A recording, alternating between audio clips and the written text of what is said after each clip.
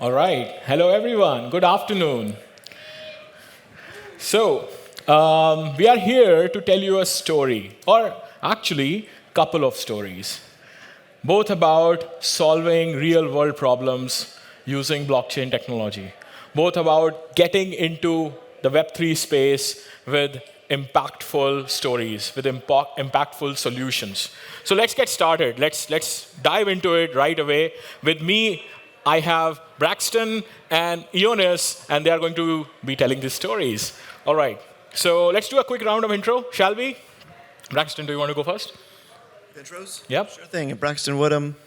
I run a technology organization called Amplica Labs. We have been focusing on developing technologies for the social web, which is a term that's been used for many years, but we're trying to bring it to life as an extension of this Web3 movement by building a core protocol that we contribute to called DSNP, the Decentralized Social Networking Protocol, and also technologies that make that a reality, including what we'll be talking about today, which is our parachain frequency. Ioannis? Yes. Hi, everyone. My name is Ioannis Vlachos. I'm Commercial Director at EnergyWeb. So what we're building with EnergyWeb is open source solutions for, let's say, making the dream of decentralization true for the energy sector. So mainly we develop solutions that solve the biggest pain points of TSOs and DSOs across the globe. And it's a very challenging arena, mainly because when you are talking about transmission system operators and distribution system operators, the first thing that comes to your mind is regulation. So we were trying to solve these problems within a very tight regulatory framework. But yeah, we're doing quite well. Thank you. Amazing. Thank you. So, and last but not the least, I'm Gautam Dhameja. I'll be moderating this chat here. I work with Parity Technologies, and I lead the solution delivery team over there. All right. So, first of all, let's look at the problem domain. So, I'll start with you, Braxton. So, what are we trying to solve here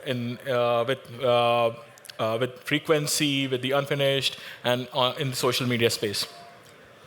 Well, our problem domain is ultimately extremely large, but we've tried to do our best, like most engineers, to decompose the problem into a narrower set of fundamental problems and sequence those problems, solutions, and design decisions. So at the highest level, we recognize that the evolution of the internet and the privatization of the internet, specifically around social networking and social media, is driving some extreme harms for democracies and for civilization as a whole. Specifically, the emergence of the surveillance economy, proliferation of disinformation, and the resulting polarization of our societies. And so that's obviously a very vast problem. And the way we look at this problem domain is the root, we believe, our hypothesis is that the root of the problem is that the internet itself hasn't evolved to support human interactions at the scale at which they're happening now. So if you step back and look at the kind of history of the internet in a very broad, high-level sense, there was a first phase of just connecting the world's computers, and that centered around a protocol suite, TCP/IP, very decentralized network. And the usage was mainly limited to scientists, academics, militaries, governments, etc. And then the next major phase was the evolution of the web, centered around Tim Berners-Lee and the inception of the hypertext transfer protocol, and that linked data across the world. And at that point, you had this mass on-ramp for this vast amount of human activity. But for humans to interact, you need profiles, you need media to be stored, you need feeds, you need all of this information to be shared in a shared state format so that when you log, a site knows you. And those gaps in kind of the technology landscape were filled by these large tech behemoths, right? With Facebook and Google, it's Amazon, all the social reviews of products. And we believe privatization of that fundamental infrastructure is really drove this core problem. And so we then focused on this problem domain of there needs to be a third phase of this internet evolutionary history that involves socially connecting all of the humans that are generating and consuming all of this data. And so that's the problem we've been focused on. I'm going to try to make this quick. To solve that problem, we knew we need to orient around a public protocol, and that's what DSMP is, Decentralized Social Networking Protocol. But to solve for shared state in a decentralized fashion, which was a core problem, we knew that you would need blockchain, because we haven't identified any other scalable decentralized storage solution for that. And so that's kind of what brought us kind of to this point today. Nice, nice. Thank you for sharing that, Braxton. So it's more about going back to the basics, trying to figure out what are the core fundamentals that help us and allow us to build on top of. Right, the core social primitives that we all, like our relationship, and how can I be discovered online, how to make that universally accessible as opposed to metered or brokered by private interests. Amazing, awesome. And same question for you also, Ioannis, like what is EWF trying to solve? Yeah, I think the biggest problem that we're trying to solve right now is the fact that even though the grid, the power grid of TSOs and DSOs has been quite modernized over the past, let's say, decade, but still the TSOs and DSOs try to solve modern problems with traditional tools. Having said that, yeah, we all know that rooftop solar have been installed in every single house. You have your EV feeding energy back to the network. But still, even though the infrastructure, the underlying energy infrastructure is decentralized, the tools that the traditional utilities utilize are not decentralized at all, are fully centralized. And therefore, we try to solve at the same time two problems. First of all, we try to provide utilities with solutions and ways to leverage what we call in the energy sector flexibility, the flexibility of an asset to be switched on and off in order to help the grid, let's say, provide, be more efficient using decentralized technologies. And at the same time, we try let's say, to persuade, let's say, utilities to work blockchain-based solutions. We're talking about highly regulated entities that when you mention to them the word decentralization or blockchain, the first word that comes to their mouth is Bitcoin. So there is a need for a radical change in the mindset. And therefore, our biggest challenge right now is how you make your solutions that are blockchain-based, decentralized, to be adopted in large-scale deployments by big corporates and utilities. And this is why we joined the Polkadot ecosystem as well. Nice, nice, amazing. Thank you for sharing them. I think there is a common theme here. Like, we have, whether it comes to having access to, like more transparency on sharing your energy, well, whether you are producing it or consuming it, or having more transparency and control in your personal relationships on social media. I think that's what we are trying to solve here. All right, with that, let's move on to the next question. And this time I'll start with you, Ioannis. What are the challenges that you are facing towards solving these problems? Yeah, I think the biggest challenge in the energy sector is, first of all, you need to always think that you are dealing with a very critical infrastructure, which is the power grid. You cannot afford having outages because a system ran out of power or there was a fault in the software. So the system where we apply our solutions is very important for us. So the biggest challenge is using decentralized solutions like blockchain, decentralized identifiers, and at the same time integrate with legacy systems, because right now, in all truth, right, utilities globally keep doing their day-to-day business using systems like SCADA systems, distribution management systems that were installed, let's say, 20 or 30 years ago. At the same time, everyone within the European community, the European Union at least, speaks about a user-centric energy system where the consumer is not only a consumer but is also a producer. So they came up with the term prosumer. So the prosumer is in the heart, should be in the heart of the energy system. And when we're talking about prosumers, and in order to make this, let's say, decentralized energy system a reality, it's all about consumers sharing their energy data with not only the utility, but anyone that wants to offer solutions for the energy sector. And yeah, if you dig a little bit on the European General Data Protection Regulation, which is like the Bible of privacy in Europe, user consumption data are considered to be private data. So you end up solving the problem, a fundamental problem of how you can exchange sensitive private data between entities in order to facilitate new services that will increase the efficiency of the system. So it's all about, as you mentioned, transparency, preservation of privacy, the ability of anyone to independently verify the claim that an entity makes around your data. So this is the fundamental challenge that we're trying to solve with Energy Web. Nice. And for you, Braxton, the same question basically, like what are the challenges towards solving the problems that you're solving? Sure. So back to kind of narrowing our problem domain down to this first kind of set of fundamental problems around connecting self-sovereign identities, your own digital identity, into a universal social graph, both private and public, and then routing messages across that graph, whether it be likes or posts or whatever kind of communications, and doing that in some cases privately, in some cases publicly. That's kind of how you do that at scale with predictable cost and low cost and low latency. Mm-hmm. And so that's kind of the key specific problems we've been trying to solve. Nice. And then to sum it up, if I see again, the common pattern here is like, of course, on your side, Ioannis, there are some pre-existing systems and processes, and then there are these new transparency-oriented processes with blockchains, and we want to make sure how they go hand in hand to preserve the privacy of organizations while giving them transparency and the users more control. And when it comes to the social networking side of things, Braxton, it's more about, of course, the users are already used to using these things on scale.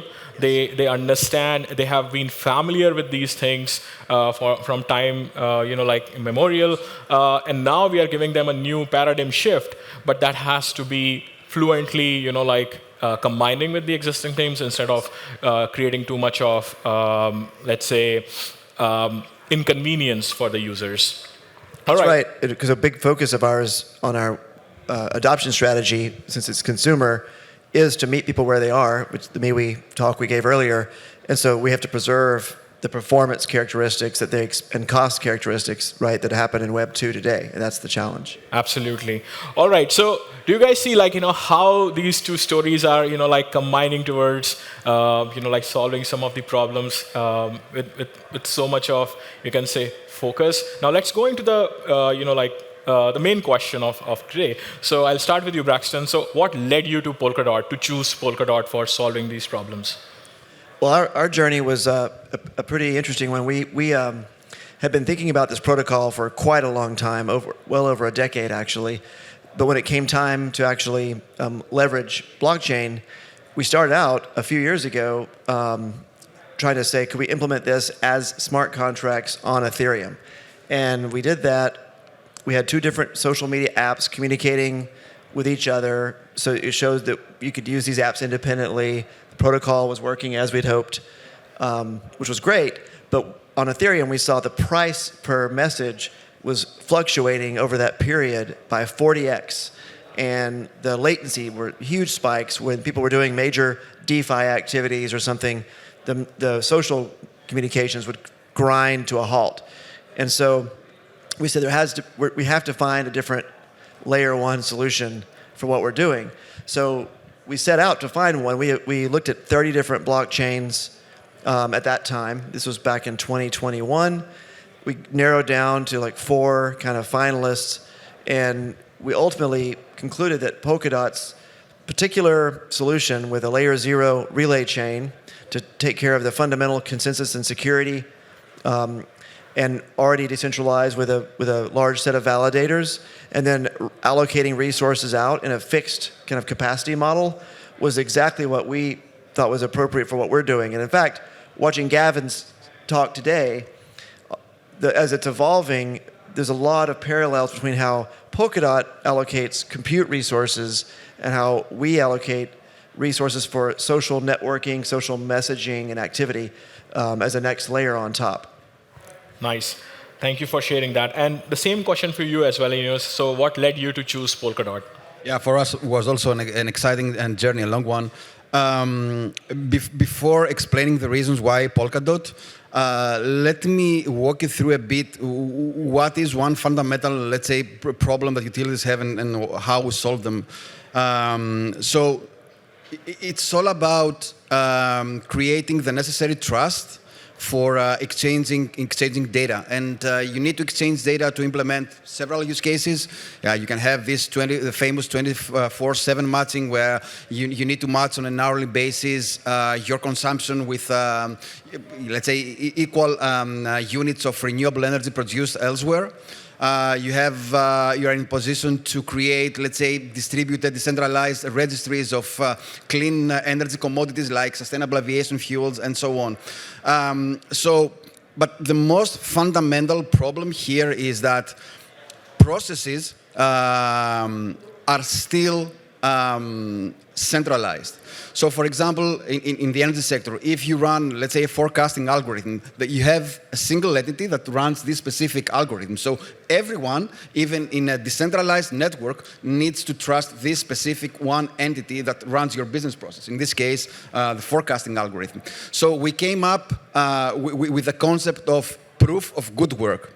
So you see that for enterprises, it doesn't make at all sense to just, let's say, join a blockchain-based network where they run a validator node, just validating and, let's say, sealing blockchain blocks containing transactions. But it does make sense to them to validate the output of decentralized processes. So what is the concept of proof of good work, and the concept of a network of worker nodes? So we have defined the notion of a group of worker nodes, which is a group of decentralized computers running the same business process, but in a decentralized manner.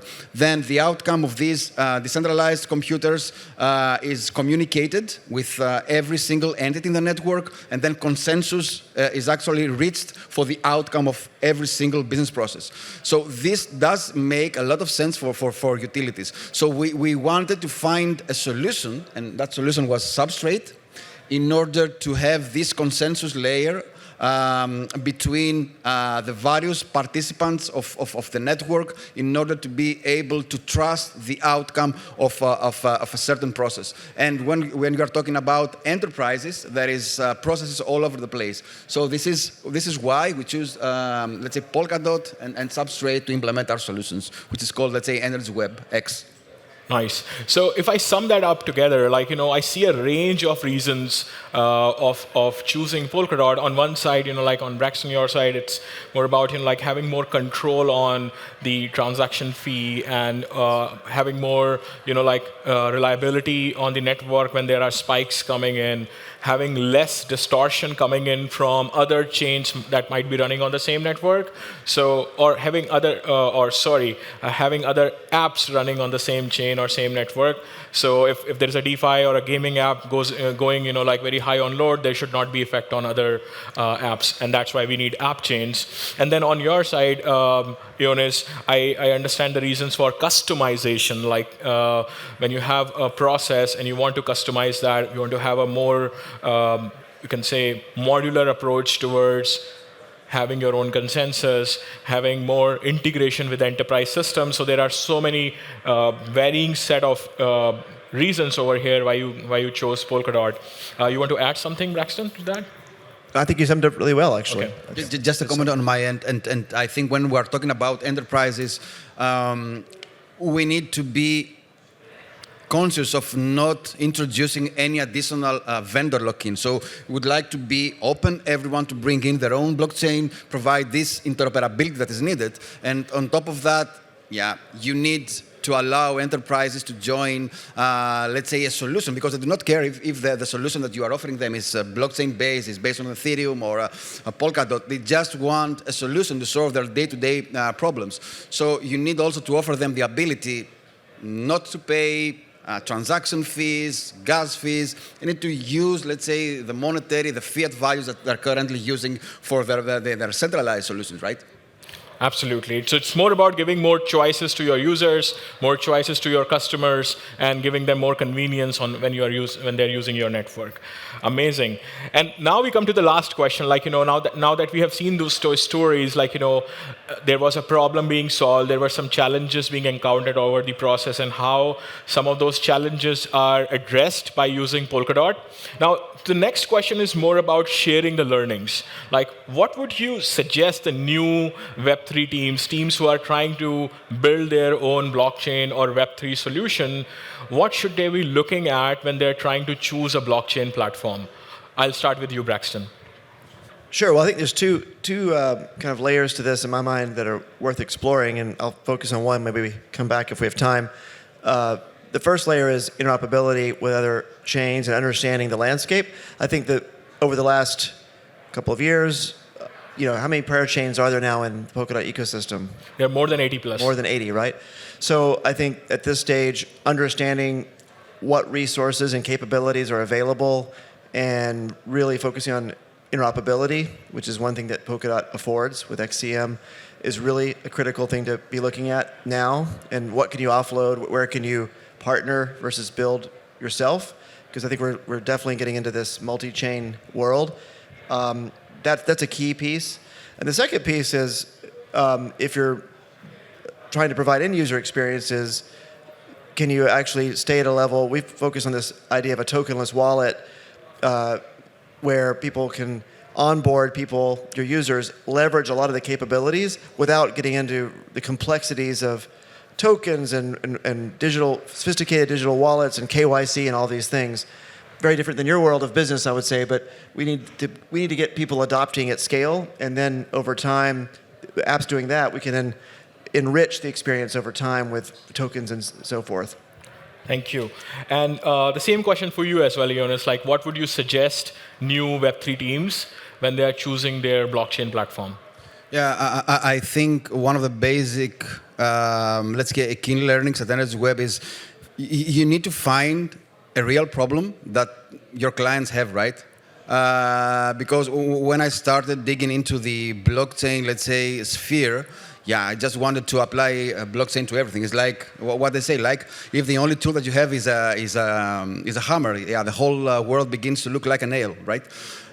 So find a real problem where your tool can be applied, and don't expect to deliver to your client an end-to-end decentralized or blockchain-based solution, right? I think blockchain is more of the means to reaching a certain goal and solve certain problems than a tool that needs to be applied end-to-end in a solution to solve a certain problem. And I think when we started with Energy Web back in 2017, the first thing that we did is we created a huge catalog, a huge list of all the possible use cases for the energy sector, and we tried to nail down the ones that actually, first of all, made sense, were big pain points for the TSOs and DSOs. And the second thing that we did is we said from this list of solutions, which solutions are the ones that actually benefit from the application of a decentralized solution. And I think the third learning is you need to always take a helicopter view, because if you are, let's say, deeply involved in a certain problem, you actually, in most of the cases, become part of the problem yourself. Amazing. So if I was to combine that and sum it up, it's like, you need to take the bigger picture view of things, understand what is the core problem that you should be solving, what is already existing out there that you can leverage. And then, of course, it's all about if you are leveraging the solutions that are built by others, you need interoperability and connectivity to leverage them effectively.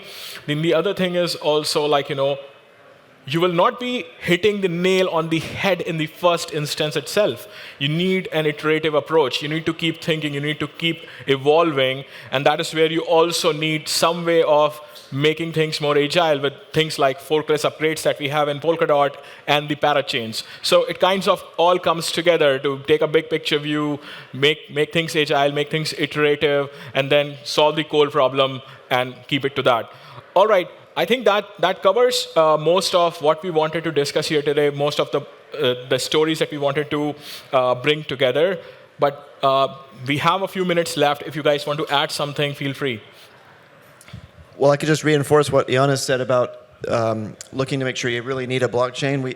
As you heard our story, we were looking to not build a layer one, and it was only when we could not find a layer one solution that we then concluded we need to build a parachain. And even then, what was great about Polkadot is we built a parachain, and a lot of the real complexity of a native layer one, we were able to offload, obviously, to the Polkadot relay chain and the core infrastructure provided. Absolutely. And Ioannis, would you like to add something? Yeah, as I said before, I think you need always to have in mind the actual problem that you're solving. If I go back and think some of the solutions that we delivered as Energy Web to some of our, let's say, members of our ecosystem and some of our clients, I would say that the majority of them was only, let's say, using and utilizing blockchain technology when it was absolutely necessary. I can recall solutions that were only, let's say, using 20% blockchain, but it was the actual problem that it was solving that made that solution to be successful for the client. So we have the right tools, we have the know-how. We need the only thing that we need to do is, let's say, apply that wherever is necessary, absolutely necessary. Makes sense. Makes total sense. It's kind of boils down to basically don't start from blockchain and go towards a problem, right, but start from a problem and come towards solving it to the best tool possible. All right. Thank you, gentlemen, for being here and sharing your learnings with us. And thank you, everyone, for being here. Have a good one. Thank you. Thank you.